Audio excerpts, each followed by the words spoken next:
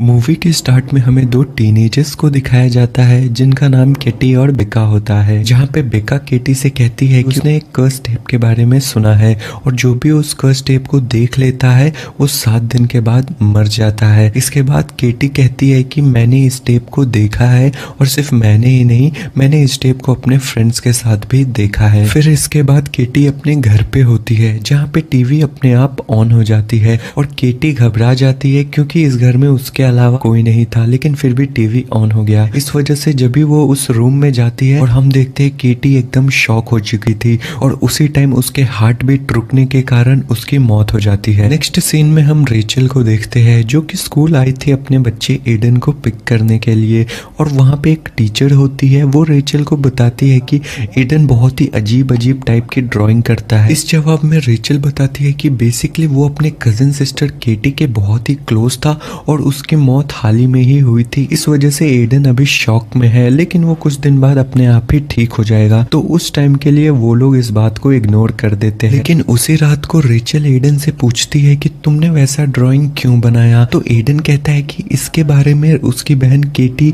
पिछले 1 हफ्ते से ही कह रही थी कि उसकी मौत इस तरीके से होगी। तो ये जवाब सुन के रेचल को बहुत ही अजीब लगता है और अगले दिन रेचल केटी के फ्यूनरल को अटेंड करती है और वहाँ पे केटी की माँ रेचल से कहती है कि केटी की डेथ एकदम एबनॉर्मल थी, उसकी डेथ नेचुरल नहीं थी क्योंकि किसी बच्चे का हार्ट बीट रुक जाना ये इम्पॉसिबल था। इस वजह से केटी की माँ रेचल को इंसिस्ट करती है कि वो इसके बारे में पता लगाए और रेचल को ये पता लगता है कि केटी और केटी की बॉयफ्रेंड और उसके 2 दोस्त एक रिजॉर्ट पे ठहरे थे जहाँ पे उन सभी ने एक साथ एक कर्स टेप को देखा था और सरप्राइजिंगली सबकी डेथ उसी दिन हुई थी जिस दिन केटी की डेथ हुई। फिर रेचल और भी जानकारी हासिल करने के लिए उस रिजॉर्ट में जाती है जहाँ पे वो काफ़ी सारी पिक्चर्स देखती है केटी और उसके दोस्तों की, लेकिन वहाँ पे एक ऐसी पिक्चर होती है जो काफ़ी अजीब होती है। कुछ देर बाद रेचल को वो कर्स टेप मिलता है और रेचल भी उस कर्स टेप को देखती है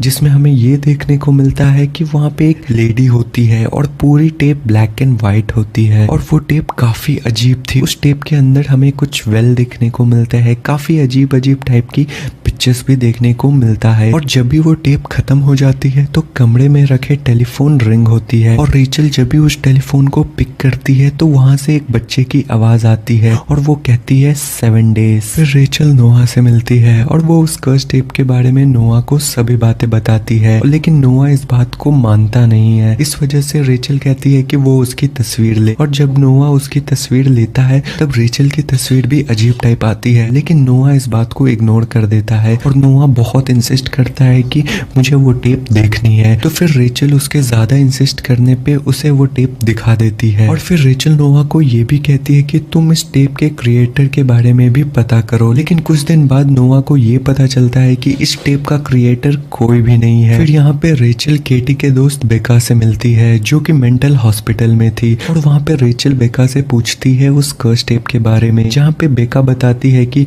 वो तुम्हें दिखाएगी अभी नहीं 4 दिन बाद। रेचल उस कर्स टेप को दोबारा देखती है ताकि उसे और भी इंफॉर्मेशन पता चले। वो वहाँ पे एक लाइट हाउस को नोटिस करती है और वो उस लाइट हाउस के प्रिंट आउट निकाल लेती है और रेचल को ये पता लग जाता है कि ये लाइट हाउस मॉस्को आइलैंड में है। फिर वो इसके बारे में और भी इंफॉर्मेशन कलेक्ट करना शुरू कर देती है। रेचल गूगल यूज करती है और वहाँ पे उसको कुछ पिक्चर्स दिखते हैं जहाँ पे उसे एक पिक्चर्स पे वही औरत दिखती है जो कि उस वीडियो में थी और उस औरत का नाम एना मॉर्गन था। एना एक हॉर्स ब्रीडर थी, यानी कि वो घोड़े को पालती थी, लेकिन उसने आत्महत्या कर लिया। ऐसा उसने इसलिए किया क्योंकि उसके हॉर्स बहुत ही अबनॉर्मल बिहेव कर रहे थे। उसके हॉर्स अपने आप ही आत्महत्या कर रहे थे। इस वजह से लोगों को यही लगा कि एना इस सब के प्रेशर में आके आत्महत्या कर ली। दूसरी तरफ हमें ये भी पता लगता है कि रेचल के बेटे एडन ने भी उस टेप को देख लिया। Next day Rachel Moscow island की ओर निकल जाती है क्योंकि उसे ये पता लगा कि एना के हस्बैंड अभी भी जिंदा है और वो मॉस्को आइलैंड में ही रहते हैं। दूसरी तरफ हम नोआ को देखते हैं जो कि एक हॉस्पिटल में पहुंचता है जहाँ पे एना अपने लास्ट डेज में एडमिट थी और वहाँ पे नोआ को ये पता चलता है कि एना के बहुत सारे मिसकैरेजेस हुए थे। इसका मतलब वो कभी माँ नहीं बन सकती। फिर हम रेचल को देखते हैं जो कि मिस्टर मॉर्गन से मिलती है और वो मिस्टर मॉर्गन से पूछती है कि आपकी बेटी के बारे में, लेकिन यहाँ पे मिस्टर मॉर्गन गुस्सा हो जाते हैं। वो उसी टाइम उसको भगा देते हैं अपने घर से और वो ये भी कहते हैं कि मेरी कोई भी बेटी नहीं है। और रेचल वहाँ पे एक डॉक्टर से भी मिलती है जो कि बचपन से उसी आइलैंड में रहती थी। वो डॉक्टर रेचल को ये बताती है कि एना एक बहुत ही अच्छी लड़की थी, बहुत ही खुश रहने वाली लड़की थी, लेकिन उसके साथ एक प्रॉब्लम था, उसको कभी भी बच्चा नहीं हो सकता।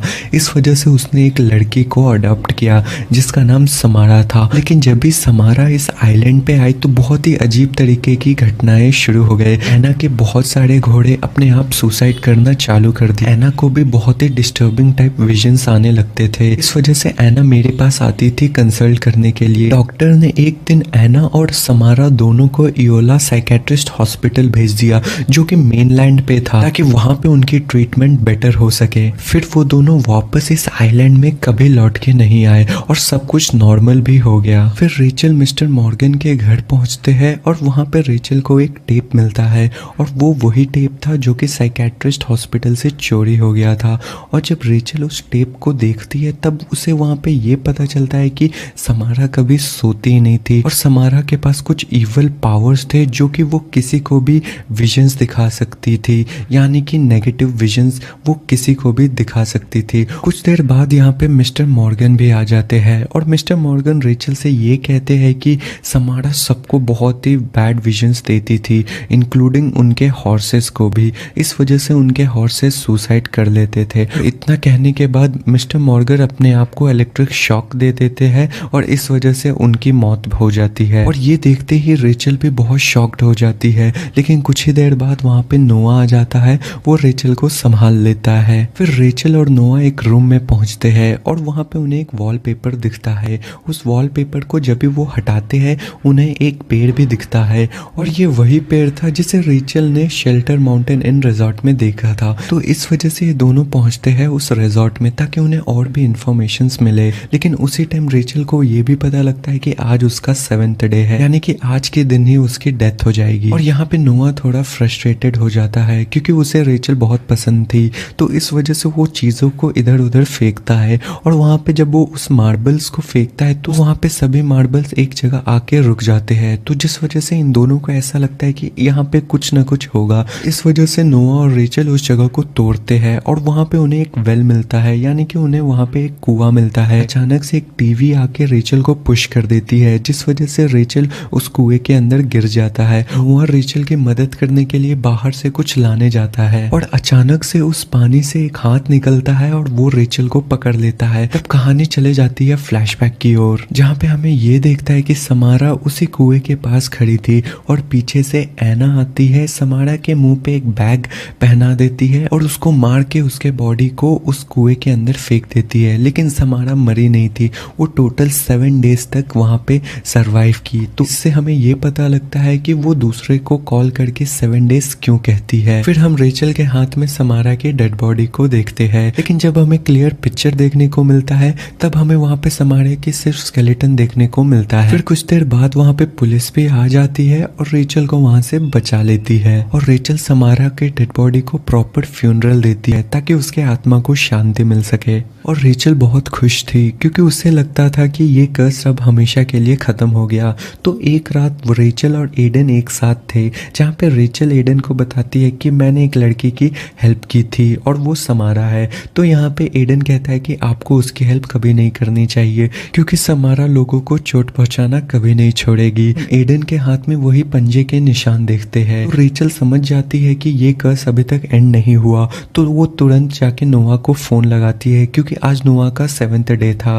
और दूसरी तरफ हम नोआ को देखते हैं और नोआ जब अपने कॉफी के कप को साइड करता है तो वहाँ पे एक रिंग बन जाता है। कुछ देर बाद नोआ के रूम में जो टीवी होता है वो अपने आप ऑन हो जाता है और वहाँ से एक लड़की बाहर निकल के आती है उसी कुएं से, और वो लड़की धीरे धीरे सामने आती है और वो टीवी के अंदर से बाहर निकल जाती है। और उसके बाद हमें ये पता चलता है कि नोआ की डेथ हो गई। फिर रेचल को ये समझ आता है कि वो क्यों नहीं मरी, क्योंकि उसने इसकी कॉपी बनाई थी और उसने ये कॉपी किसी और को दिखाई, यानी कि समारा के स्टोरी को उसने आगे कंटिन्यू किया, इस वजह से वो नहीं मरी। फिर रेचल एडन के हाथों से उस कर्स टेप का कॉपी बनाती है। फिर एडन पूछता है क्या आप इस कॉपी को किसी और को दिखाएंगे। इसका जवाब रेचल नहीं देती है। इसी सीन के साथ इस मूवी की एंडिंग यहाँ पे हो जाती है। एंड दोस्तों, अगर हम इस फिल्म के IMDb रेटिंग के बारे में बात करें तो काफ़ी अच्छी IMDb रेटिंग है जो कि है 7.1 आउट ऑफ 10 और इस मूवी को 85% ऑफ गूगल यूजर्स ने भी लाइक किया है।